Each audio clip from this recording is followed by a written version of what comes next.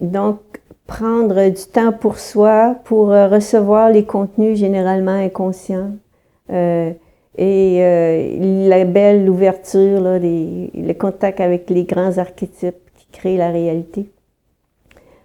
Donc, c'est important aussi l'environnement dans lequel on se trouve. Si c'est un environnement stressant, dans lequel on se trouve quand on débute nos menstruations, là, si c'est un environnement stressant, on sécrète certaines hormones, les catécholamines, et ça change l'expérience.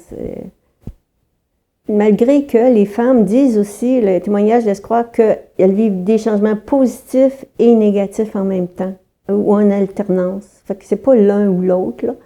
C'est ça, l'importance de vivre dans un environnement où on se sent bien. Pour ça, l'importance de s'isoler, de se trouver un petit coin à soi, là, pour pas être dérangé, pour pas être stressé. Puis si on a des stress, si on a des problèmes, des stress, en profiter pour les régler, en parler plus tard. Peut-être attendre une journée ou deux ou trois ou une semaine, mais on en prend conscience à ce moment-là de ce qui ne va pas dans notre vie.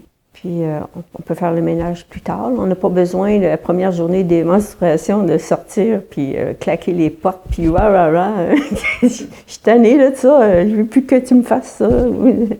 Je veux plus te voir. On peut attendre un peu, mais c'est un moment qui révèle beaucoup de choses.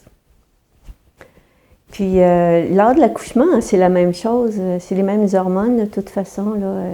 Si la femme vit son accouchement dans un environnement stressant, ou s'il y a des choses qu'elle n'a pas réglées qui remontent à ce moment-là, c'est pas même des préoccupations économiques, des problèmes un doute sur la relation avec le conjoint, peu importe, là, elle va avoir plus tendance à sécréter des catécholamines.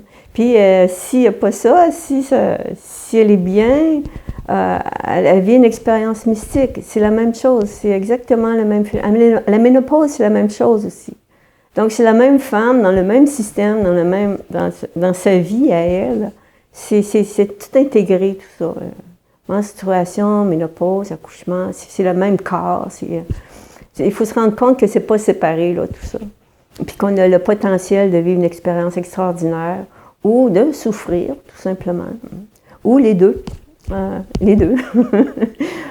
Oui. Puis c'est ça, c'est intéressant de voir que la vision traditionnelle amérindienne, on va dire autochtone, des Premières Nations, est validée par toutes ces données-là là, que je viens de vous décrire. Les femmes amérindiennes, les femmes des Premières Nations disent que c'est un monde. Il y a des mythes, hein, il y a des beaux mythes. Je ne veux pas entrer dans les détails. J'ai un livre qui va paraître sur ce sujet-là, là, les croyances, les mythes dans les sociétés, différents types de sociétés. Mais vraiment, c'est la vision que c'est un moment de pouvoir, puis c'est un moment qu'on sait qu'on est relié au grand tout, on est relié à tout. Puis que c'est un moment de pouvoir. Mais le pouvoir dans les cultures autochtones, c'est pas la même notion que le pouvoir politique, comme le pouvoir sur les autres, là, comme on l'entend généralement. C'est un pouvoir spirituel, un pouvoir intérieur, la connaissance du lien qui unit toutes choses, pour reprendre une expression là, d'une femme Navajo.